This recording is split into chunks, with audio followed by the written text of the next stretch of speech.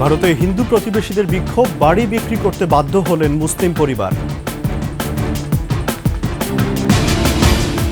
সুন্দরবনে বেচাকেনা হচ্ছে শিশুশ্রম, কাজ করছে শুটকি পল্লীতে। উত্তরে জেঁকে বসছে শীত, ঘন কুয়াশায় যানবাহন চলাচল বিঘ্নিত।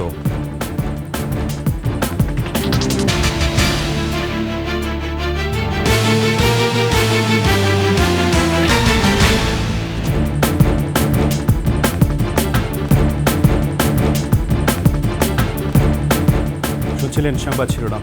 আমন্ত্রণ ২১ সংবাদের সাথে আছি রাজিউর রহমান। দর্শক, ২১ টেলিভিশনের সংবাদ একই সাথে সরাসরি দেখতে পাবেন আমাদের ফেসবুক পেজ www.facebook.com/2124 এছাড়া সাবস্ক্রাইব করতে পারেন www.youtube.com/@21TV চ্যানেলে।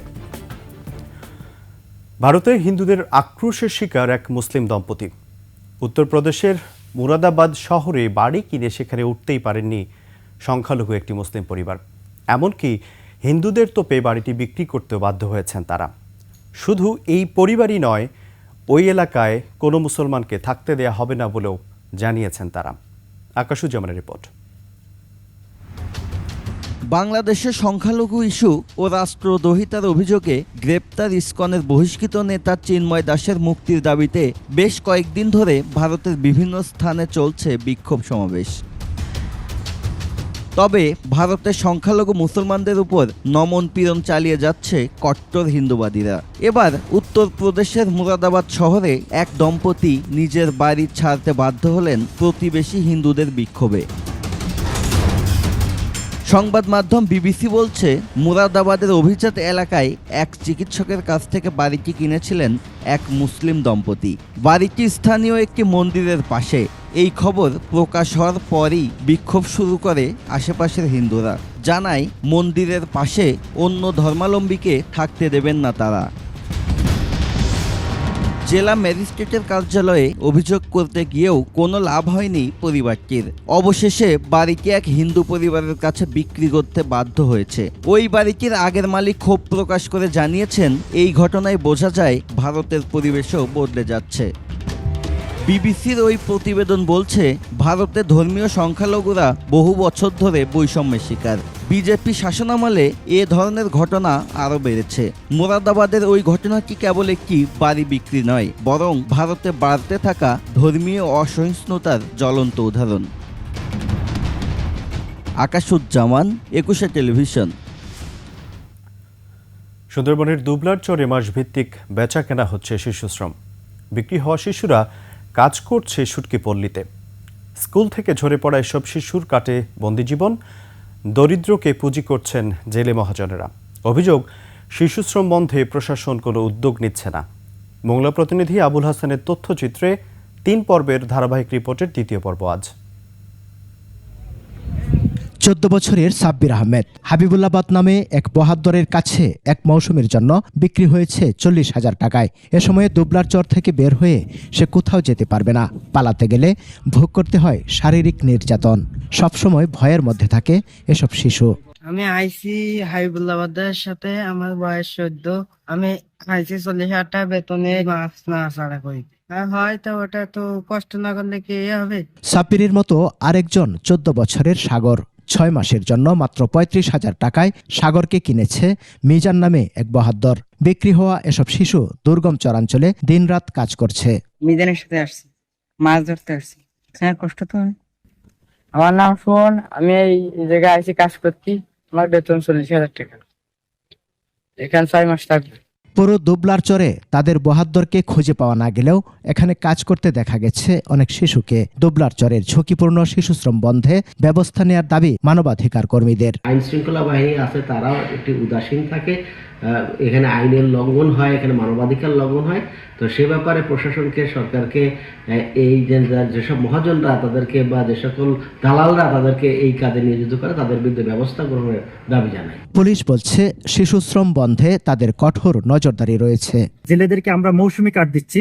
আমার এখানে যে জেলেরা আসবে প্রত্যেকটা জেলেদের আমাদের এই কার্ড দেব। যাদের বয়স 18 বছরের নিচে তারা কার্ড পাওয়ার কোনো সুযোগ নাই। সেক্ষেত্রে শিশুশ্রম চিরতরে বিদায় হবে দুবলা থেকে, এ আমার বিশ্বাস। শ্রম আইন লঙ্ঘন করে দুর্গম চরে শিশুশ্রম বন্ধে কার্যকর পদক্ষেপ দেখতে চায় সচেতন নাগরিক সমাজ। সমর ইসলাম, ডেস্ক রিপোর্ট, ২১ টেলিভিশন। উত্তরাঞ্চলে জেঁকে বসেছে শীত। আগামী ২৪ ঘন্টার ব্যবধানে তাপমাত্রা সর্বোচ্চ ২ ডিগ্রি সেলসিয়াস পর্যন্ত কমতে পারে বলে জানিয়েছে আবহাওয়া অফিস। পঞ্চগড়ে তীব্র ঠান্ডায় জবুথবু জনজীবন। তেঁতুলিয়ায় সকাল ৬টায় সর্বনিম্ন তাপমাত্রা রেকর্ড করা হয়েছে ১২.৬ ডিগ্রি সেলসিয়াস। ঠাকুরগাঁয়ে ঘন কুয়াশায় হেডলাইট জ্বালিয়ে চলছে যানবাহন। চুয়াডাঙ্গায়ও বেড়েছে শীতের তীব্রতা। সকাল ৬টায় এই জেলায় সর্বনিম্ন তাপমাত্রা ছিল ১২.২ ডিগ্রি। হাসপাতালগুলোতে ঠান্ডাজনিত রোগে আক্রান্তের সংখ্যা বাড়ছে।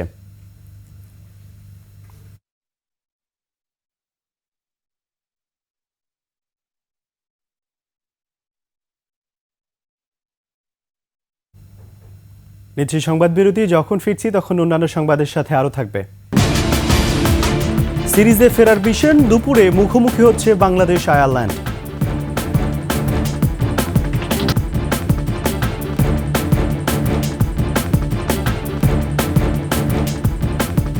আবার আমন্ত্রণ ২১ সংবাদে।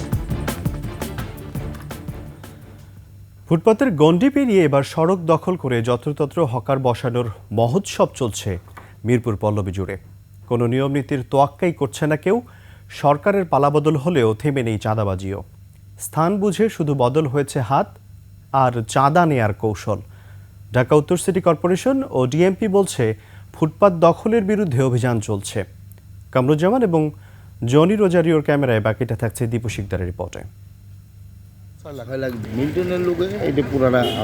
এই চৌকিটার সাইজ হচ্ছে ৪০ ইঞ্চি, ৫-১০ হাজার টাকা দেওয়া লাগে। মিরপুর দুয়ারিপাড়া সড়কের দুপাশে বিভিন্ন পণ্যের পসরা সাজিয়ে বসেছেন দোকানিরা। এখানে ফুটপাথের রাস্তা দখল করে নানান ওসিলায় চাঁদা আদায়ের নেতৃত্ব দিতেন সাবেক এমপি ইলিয়াস মোল্লার অনুসারীরা।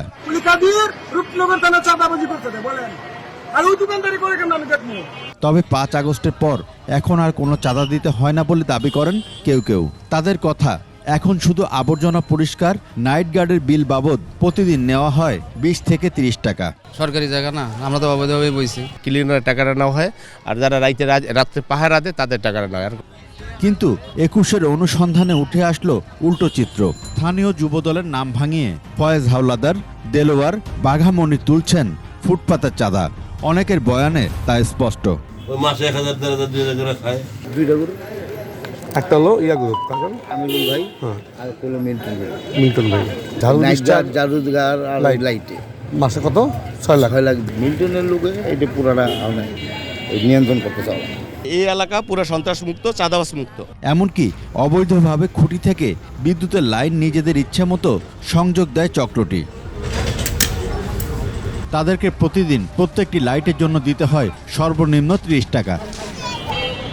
এদিকে ফুটপাত দখলে সবচেয়ে এগিয়ে আছে মিরপুর ১০ নম্বর এলাকা। আর এর নেপথ্য কারিগর ছিলেন আওয়ামী লীগ দলীয় ৩ নম্বর ওয়ার্ড কাউন্সিলর কাজী মানিক। এই চাঁদাবাজির মাধ্যমে তিনি হাতিয়ে নিয়েছেন কোটি কোটি টাকা। আর সেনপাড়া এলাকায় ফুটপাত নিয়ন্ত্রণ করতেন ১৪ নম্বর ওয়ার্ড কাউন্সিলর জনি। তাদের দেখানো পথেই এখনও নিজেদের রং বদলে সক্রিয় আছে একটি চক্র।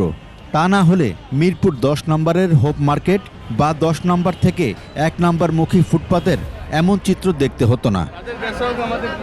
বলতে গেলে বিকেলের পর থেকে ফুটপাত ছাড়িয়ে সড়কের জায়গা দখলে চলে যায় হকারদের। রাস্তাঘাটে কেনাকাটা করি, এটা সামনে পড়লে অবশ্যই করব। তাই বলে এটা না যে রাস্তা জুড়ে আসলে মানুষের যাতায়াত বন্ধ করে দোকানপাট, এগুলো ঠিক না। ফুটপাতের জন্য মানুষ চলাচল করতে পারে না, গাড়ি ঘোড়া চলতে পারে না, লিস্কার জন্য জাম লাগে যায়। আমরা কত কেউ দাম দেয় না, ঠিক আছে, লিস্কলারই সবাই দোষে। এই ফুটপাত মনে করুন রাস্তাঘাট অনেক বদ্ধ করছে। রাস্তা দিয়ে যে হাঁটবো তারও ভরসা নাই, গাড়ির জ্যাম, রিক্সার জ্যাম। তথ্য বলছে ফুটপাথের সাইজ অনুযায়ী দোকানিরা দিয়েছেন এককালীন টাকা, আর চাঁদার টাকা তো আছেই। যখন বাড়ছে কমছে করে আমার ওইসাইডে মাস গেলে ৫০০ টাকা লয়। যদিও ক্যামেরার সামনে তা কেউ স্বীকার করেন না। ভাই এটা বলা দেবো না ভাই, এইগুলা আপনার অন্য কোনো প্রশ্ন থাকলে বলেন। যে কেউ আয়া মাতবরি করে, গুন্ডামি করে আয়া দোকানপাট লাগায় দেয়, কিন্তু একটা নিয়ন্ত্রণ তো থাকা দরকার ভাই। নিয়ন্ত্রণ না থাকলে তো হয় না। এই চৌকিটার সাইজ হচ্ছে ৪০ ইঞ্চি, ৫-১০ হাজার টাকা দেওয়া লাগে। আর এখানে লাইটের জন্য তোলা হয় আলাদা অঙ্কের টাকা। এছাড়া মিরপুর ১১.৫ আর পল্লবী এলাকার অলি গলিতেও ফুটপাত বাণিজ্য রমরমা। প্রতিটা দোকানপাটে চাঁদা দেওয়া হয়, এখানে চাঁদা ছাড়া কোনো ব্যবসা হয় না। হুমকি দুমকি দেয়, দোকান উড়াই দিব, আর আমরা কি করবো, আমরা বাধ্যগত দিতে হয়। বিকালবেলা দেখবেন প্রচুর গাড়ি হয় এখান থেকে, তো এখান থেকে ক্রস হওয়ার সময় সামনে গাড়ি বাড়িতে পারে না। ঢাকা উত্তর সিটি কর্পোরেশন বলছে রাস্তা দখলকারীদের বিরুদ্ধে অভিযান চলছে। ফুটপাতের সাধারণ ব্যবসায়ীদের জীবিকারও যেমন প্রয়োজন আছে, ঢাকা শহরকে পরিচ্ছন্ন রাখারও প্রয়োজন আছে। দুটা বাস্তবতাকে সামনে রেখেই আমরা কার্যক্রম পরিচালনা করছি, যাতে ফুটপাত দখলমুক্ত থাকে এবং জনসাধারণের জন্য স্বাচ্ছন্দ্যপূর্ণ হয় সেই ব্যবস্থা করছি। রাস্তা বন্ধ করে হকারদের কার্যক্রমের অভিযোগ বিষয়ে ব্যবস্থা নেওয়া হচ্ছে বলে জানায় পুলিশ। পুলিশের সাথে অন্যান্য যেসব সংস্থাগুলো রয়েছে তারাও যদি একসাথে একযোগে কাজ করে তাহলে আমার মনে হয় এইসব ফুটপাত বা রাস্তা দখলমুক্ত করা সম্ভব। তবে এই সমস্যার স্থায়ী সমাধান চান নগরবাসী। দীপু শিকদার, 21 টেলিভিশন, ঢাকা। শেষ করছে 21 সংবাদ। যাওয়ার আগে সংবাদ শিরোনামগুলো আরও একবার। ভারতে হিন্দু প্রতিবেশীদের বিক্ষোভ, বাড়ি বিক্রি করতে বাধ্য হলেন মুসলিম পরিবার। সুন্দরবনে বেচাকেনা হচ্ছে শিশুশ্রম, কাজ করছে শুটকি পল্লীতে।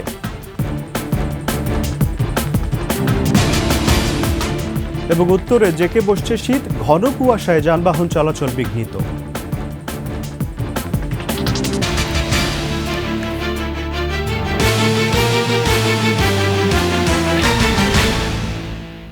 সর্বশেষ সংবাদ জানতে ডায়াল করুন 2021 নম্বরে, আর ভিজিট করুন 21-tv.com এই ওয়েবসাইটে।